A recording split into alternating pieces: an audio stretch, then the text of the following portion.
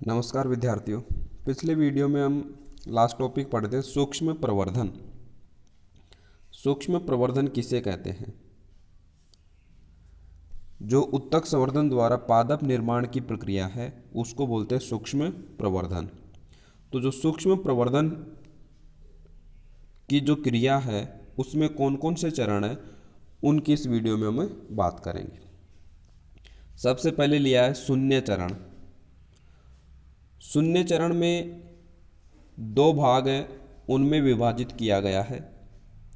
पहला भाग है कर्तोतकों का चयन एवं पूर्व उपचार।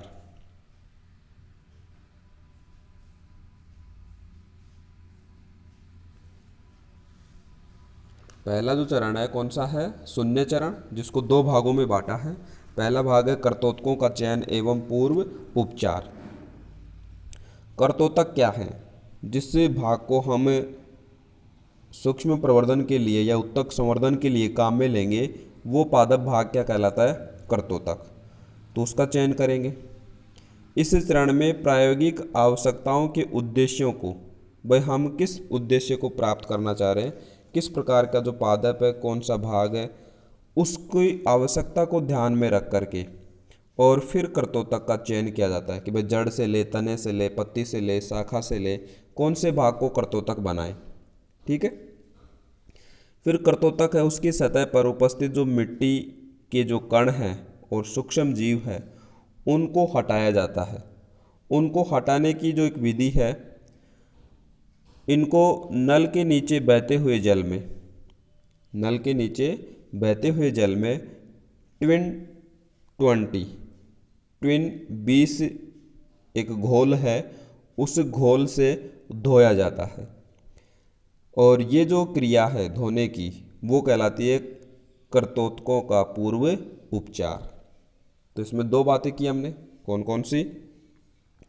एक तो कर्तोतक का चयन किया, किस आधार पर?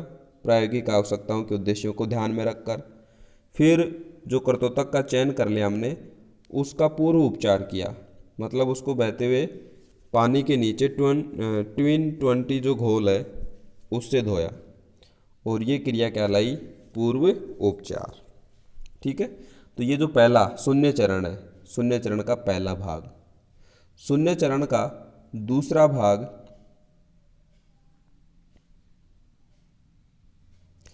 कर्तोतकों का सतही निर्जमीकरण। निर्जमीकरण का मतलब सूक्ष्म जीवों से रहित करना, और निर्जमीकृत ये पीछे परिभाषाएं पढ़ी हमने, उसमें एक था सतही निर्जमीकरण। तो सतही निर्जमीकरण में क्या करते हैं, जो कर्तोतक है उनकी सतह को सूक्ष्म जीवों से रहित किया जाता है। तो इसमें क्या बताएंगे हम? इस चरण में कर्तोतकों की सतह पर उपस्थित जो सूक्ष्म जीव है, कर्तोतक का मतलब क्या है? जो भी जड़, तना, शाखा का भाग लिया हमने उसको कर्तोतक हम बोल रहे हैं। तो उस कर्तोतक की सतह पर उपस्थित कोई सूक्ष्म जीव है तो सूक्ष्म जीव को हटाना, नष्ट करना, उन्मूलन करना, तो वो कहलाएगा सतही निर्जमीकरण। अब ये सतही जो निर्जमीकरण है कर्तोतक का, इसमें किसका प्रयोग किया जाता है? इसमें कुछ निर्जमी कारक है उनका प्रयोग करते हैं, जैसे mercuric chloride HgCl2, ethanol C2H5OH, silver nitrate AgNO3, bromine व क्लोरीन जल है। इन सब जो रसायन हैं उनका प्रयोग किया जाता है किसके रूप में? निर्जमी कारक के रूप में। क्या करने के लिए? कर्तोतक की सतह पर सूक्ष्म जीवों को नष्ट करने के लिए। और ये जो प्रक्रिया है उस प्रक्रिया को क्या कहते हैं? सतही निर्जमीकरण। ठीक है। तो सूक्ष्म प्रवर्धन क्रिया के चरण पढ़ रहे हम। सूक्ष्म जो प्रवर्धन क्रिया है, सूक्ष्म प्रवर्धन क्रिया किसे काम ने? उत्तक संवर्धन द्वारा पादप निर्माण का जो प्रक्रम है उसको कह रहे हैं सूक्ष्म प्रवर्धन। ठीक है। तो उत्तक संवर्धन के चरण कह सकते हैं, सूक्ष्म प्रवर्धन क्रिया के चरण कह सकते हैं। तो सूक्ष्म प्रवर्धन जो क्रिया है उसका पहला चरण लिया हमने, कौन सा? शून्य चरण। शून्य चरण को दो भागों में बांटा, एक तो कर्तोतकों का चयन किया, फिर उसका पूर्व उपचार किया, और दूसरा है कर्तोतकों का सतही निर्जमीकरण किया। ठीक है। तो ये पहला चरण शून्य चरण। दूसरा फिर सूक्ष्म प्रवर्धन क्रिया का दूसरा चरण नंबर 2 प्रथम चरण, क्योंकि शून्य से शुरुआत कर रहे हैं हम, है ना। तो शून्य तो हो गया पहला और प्रथम हो गया दूसरा, दूसरा हो जाएगा तीसरा और तीसरा है वो हो जाएगा चौथा चरण। तो पहला चरण शून्य चरण था, दूसरा चरण कौन सा है? प्रथम चरण। प्रथम चरण में देखो क्या करेंगे हम, अब से पहले तक क्या कर चुके हम, जो कर्तोतक है उसको क्या कर चुके हम? निर्जमीकृत कर चुके। तो जो निर्जमीकृत कर्तोतक अपने पास में, उसको संवर्धन माध्यम, जो पोषक माध्यम है, संवर्धन माध्यम है, उसमें स्थानांतरित कर देते हैं, उसके ऊपर उसको रख देते हैं, ठीक है। और रखने के बाद में उसको विशेष परिस्थितियों में रखा जाता है, जिसको हम बोलते हैं संवर्धन कक्ष। तो संवर्धन कक्ष में रखा गया। संवर्धन कक्ष में क्या होगा, जो हमने कर्तोतक लिया है, एक्सप्लांट लिया है, उस एक्सप्लांट से, कर्तोतक से कैलस का निर्माण होगा। जो विभाजन होगा कोशिकाओं का समूह या संगठित कोशिकाओं का समूह, वो क्या कहलाता है? कैलस। तो ये कैलस का निर्माण हो जाता है किसमें? दूसरा चरण, जिसका नाम तो प्रथम चरण ही है, पर देखिए नंबर 2, ठीक है। शून्य से शुरुआत कर रहे हैं, इस कारण से ये थोड़ा सा ऊपर संख्याओं का आपको डिफरेंट हो सकता है। शून्य चरण पहला चरण था, प्रथम चरण इसका नंबर 2 पर, ठीक है। इस प्रकार से हम कह सकते हैं। नंबर 3 पर आता है इसका द्वितीय चरण। नंबर 3 पर द्वितीय चरण में क्या करेंगे? देखो अब तक क्या हो चुका, कैलस का निर्माण प्रारंभ हो चुका। तो इसमें प्रथम चरण के संवर्धनों को, संवर्धन क्या है? कैलस है। तो संवर्धनों को नए पोष माध्यम पर, नया पोषक माध्यम दे दिया उनको, और उस पर उसका क्या किया? गुणन करवाया। तो ये जो गुणन है वो द्वितीय चरण में। फिर नंबर 4 पर, नंबर 4 पर आता है इसका तृतीय चरण। इस चरण में जब गुणन होगा तो उससे क्या बनेगा? संपूर्ण पादप है उसका पुनरुद्भवन हो जाता है। ये तीसरा चरण कहलाता है। 5वें नंबर पर आता है चतुर्थ चरण। 5वें पर क्यों आता है चतुर्थ? क्योंकि शून्य चरण से शुरू किया हमने, ठीक है। तो चतुर्थ चरण है 5वें नंबर पर, उसमें क्या करेंगे? संपूर्ण पादप का क्या हो गया? पुनरुद्भवन हो गया। पुनरुद्भवन के बाद में हमने पहले भी परिभाषाएं पढ़ी कि दृढ़ीकरण और वातानुकूलन। उत्तक संवर्धन के द्वारा जो विकसित पादप बना है, पादप का निर्माण हुआ है, नए विकसित पादप को क्या करेंगे? दृढ़ीकरण और वातावरण के अनुकूल करेंगे, ऐसी उसको परिस्थितियाँ और अनुकूलन प्रदान करेंगे, जिससे कि वो फिर आगे उगाया जा सके। तो ये प्रक्रिया है दृढ़ीकरण एवं वातानुकूलन, ठीक है। तो ये सूक्ष्म प्रवर्धन क्रिया के 5 चरण थे। पहला शून्य चरण, दूसरा प्रथम चरण, तीसरा द्वितीय चरण, चौथा तृतीय चरण और 5वां चतुर्थ चरण, ठीक है।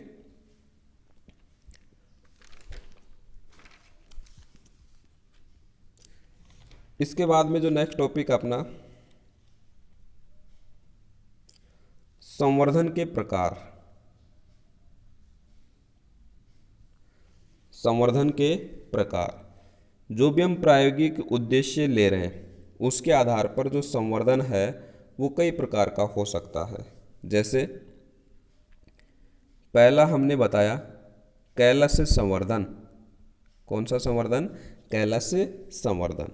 तो कैलस संवर्धन हम किसे कहेंगे भाई? जो उत्तक संवर्धन है, सूक्ष्म प्रवर्धन की जो क्रिया है उत्तक संवर्धन, तो उस उत्तक संवर्धन में जो प्रकार हैं उनकी हम बात कर रहे हैं, ठीक है।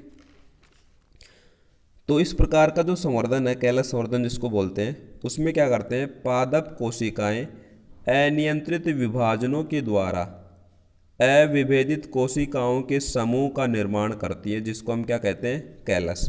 तो ये परिभाषा पहले भी हमने बताई, जो पीछे परिभाषा ही पढ़ी हमने। कैलस किससे कहते हैं? पादप कोशिका क्या करेंगी, अनियंत्रित विभाजन और अविभेदित कोशिकाओं का समूह बनाएंगी, और अविभेदित कोशिकाओं का समूह, उसको क्या नाम दिया, कैलस। अब जो पादप वृद्धि नियंत्रक है उनकी उचित मात्रा, भाई जो भी वृद्धि के लिए आवश्यक है, इसी प्रकार से ऑक्सिन व साइटोकाइनिन जो हार्मोन्स हैं उनके संयोग से क्या करेंगे, कैलस जो बना था उस कैलस से जड़, प्ररोह, भ्रूणाभ और संपूर्ण पादपक, इसका निर्माण किया जाएगा, ये विकसित किए जा सकते हैं। तो इस प्रकार का संवर्धन क्या कहलाता है, कैलस। पहले तो कैलस बनाना है, फिर कैलस है उससे क्या, जड़, प्ररोह, भ्रूणाभ और संपूर्ण पादपक। पादपक किसको बोलेंगे हम, पादपक जो नया पादप बनेगा उससे, उसको हम बोलते हैं पादपक।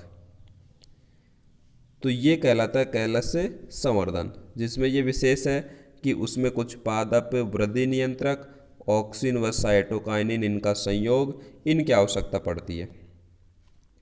ठीक है।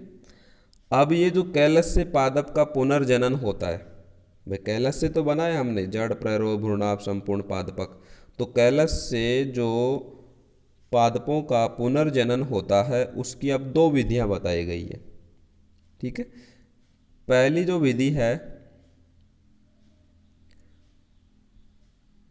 विधि ली हमने वो कौन सी है, अंगोद्भवन। कैलस से विभेदन की प्रक्रिया द्वारा कैलस बन गया, अब उससे विभेदन होगा और उस विभेदन से क्या बनेंगे, पादप के अंग बनेंगे, जैसा कि ऊपर भी बताया हमने, जड़, प्ररोह, कलिका। ठीक है। इन सब का जो विकास होना, वो विकास क्या कहलाता है, अंगोद्भवन कहलाता है। दूसरा इसके लिए नाम है अंगजनन। कैलस से विभेदन की प्रक्रिया के द्वारा पादप अंग जैसे जड़, प्ररोह, कलिका आदि का जो विकास है, वो विकास ही क्या कहलाता है, अंगजनन या अंगोद्भवन कहलाता है। फिर इसमें दो बिंदु और बताए हमने। कैलस से जड़ों का निर्माण, कैलस से जो जड़ बनती है उसको नाम दिया गया है राइजोजेनेसिस, या हिंदी में बोले तो जड़ जनन। और कैलस से प्ररोह का जो निर्माण है उसको बोलेंगे प्ररोह जनन। प्ररोह क्या है, जड़ और प्ररोह आप समझते होंगे, कक्षा 11 में हमने पढ़ा है। ये पार्ट है भूमि का, भूमि के नीचे का जो पार्ट है जिसमें मुख्य रूप से जड़ें हैं, और एक भूमि के ऊपर का पार्ट है जिसमें मुख्य रूप से तना है। तो भूमि के ऊपर का जो भाग है वो तो प्ररोह है, और भूमि के नीचे का भाग है वो जड़ कहलाता है।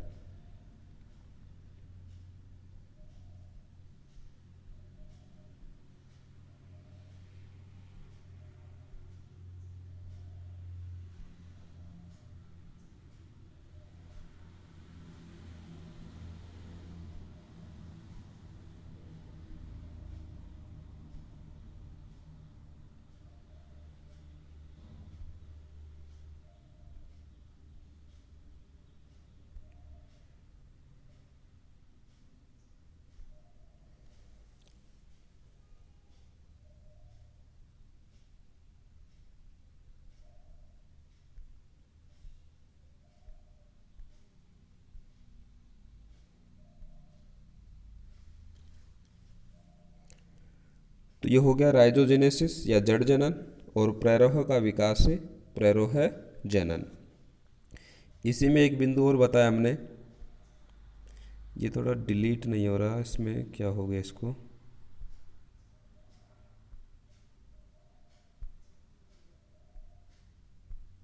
एक बार मैं डिलीट कर देता हूँ, बाद में आपको दिक्कत आएगी नोट्स लिखते समय। हाँ, अब हो गया। तो एक तो बिंदु ये बताया हमने, कैलस से जड़ों का निर्माण राइजोजेनेसिस या जड़ जनन, और प्ररोह का विकास प्ररोह जनन कहलाता है। दूसरा इसमें बिंदु बताया हमने, ऑक्सिन और साइटोकाइनिन है उसका यदि उच्च अनुपात है उस पर हम इसका विकास करेंगे कैलस का, तब तो जड़ों का निर्माण होगा। और ऑक्सिन साइटोकाइनिन का निम्न अनुपात होगा तब किसका निर्माण होगा, प्रेरोह का। तो हम इसका जो संतुलन है वो इस प्रकार से व्यवस्थित करते हैं प्रयोगशाला में। तो ये हम किसके बारे में बता रहे हैं कि जो कैलस संवर्धन है उसकी दो विधियां हैं, एक तो अंगोद्भवन और अब बात करेंगे दूसरी विधि की जो है कायिक भ्रूणोद्भवन। कायिक भ्रूणोद्भवन। तो कायिक भ्रूणोद्भवन में उसमें क्या करते हैं, कायिक कोशिका से भ्रूण का निर्माण होता है और इस प्रक्रिया को बोलते हैं कायिक भ्रूणोद्भवन। कायिक भ्रूण अगुणित होगा अथवा द्विगुणित होगा, ये किस बात पर निर्भर करेगा, ये इस बात पर निर्भर करेगा कि उन कोशिकाओं की प्रकृति कैसी है जिनसे इनका विकास हुआ है। अगर वो अगुणित है तो अगुणित भ्रूण और द्विगुणित है तो द्विगुणित। तो ये किन से विकसित हो रहा है भ्रूण, उन कोशिकाओं की प्रकृति पर निर्भर करेगा। कायिक भ्रूणोद्भवन की जो क्रिया उसका सबसे पहले जो प्रदर्शन है रिनर्ट व स्टीवर्ड वैज्ञानिक है उनके द्वारा किया गया, किसमें, डाकस कैरोटा। गाजर का वैज्ञानिक नाम है डाकस कैरोटा। उसके कैलस व निलंबन संवर्धन के माध्यम से कायिक भ्रूण है उनका संवर्धन किया गया। दूसरी जो इसमें विधि है किसकी हम बात कर रहे हैं कि संवर्धन के प्रकार कौन कौन से हैं। पहला प्रकार कौन सा हुआ, कैलस संवर्धन, जिसके दो भाग बताए हमने। दूसरा है अंग संवर्धन। संवर्धन के प्रकार में दूसरा प्रकार कौन सा है, अंग संवर्धन। तो किसी पादप के विभिन्न अंगों जैसे जड़ हो सकती है, अंडाशय है आदि को संवर्धन माध्यम पर संवर्धित करके और संपूर्ण पादप को विकसित करना। किसी पादप के विभिन्न अंगों को ले रहे, अब की बार हम, पहले किससे हो रहा था, कैलस से संवर्धन हो रहा था, अब संवर्धन किससे हो रहा है, अंग से संवर्धन हो रहा है। और अंग कौन से हो सकते हैं, मूल, अंडाशय आदि को संवर्धन माध्यम पर रख करके और संपूर्ण पादप, एक्सप्लांट जिसको बोलते हैं पादपक, उस पादप को विकसित करना, वो क्या कहलाएगा, अंग संवर्धन। तो ये संवर्धन की दो विधियां पढ़ी हमने, दो प्रकार। अब इसमें कुछ सामान्य जानकारी है, इनको आपको होमवर्क नहीं करना है, केवल वैसे ही थोड़ा इनको देखना है। एक तो टॉपिक अपना उत्तक संवर्धन प्रयोगशाला के कार्य क्षेत्र कौन कौन से हैं और उसमें कौन कौन सी सुविधाएं हैं। कांच के सामान का जो प्रक्षालन कैसे करेंगे, संवर्धन माध्यम का निर्माण कैसे करेंगे और अभिलेख से संबंधित हमें क्या क्या आवश्यकता है, ठीक है। एक टॉपिक अपना उद्देश्य के अनुसार प्रयुक्त कर्तोतक, अपना उद्देश्य क्या है और उसमें हमें कौन सा कर्तोतक चाहिए। जैसे क्लोनिंग करना है तो प्रेरोह शीर्ष या कक्षस्थ कलिकाओं को लेंगे। वायरस मुक्त पादप चाहिए तो किसको लेंगे, शीर्षस्थ विभजोतक को। तो ये कर्तोतक है, उद्देश्य के अनुसार कौन सा कर्तोतक हम उपयोग में लेंगे, तो इसको भी आपको होमवर्क नहीं करना है। और यदि आप करना चाहें तो कोई मनाही भी नहीं है, पर ये दो सामान्य सारणियाँ हैं, इनको आप वैसे भी पढ़ सकते हैं। तो इस वीडियो में इतना ही, धन्यवाद।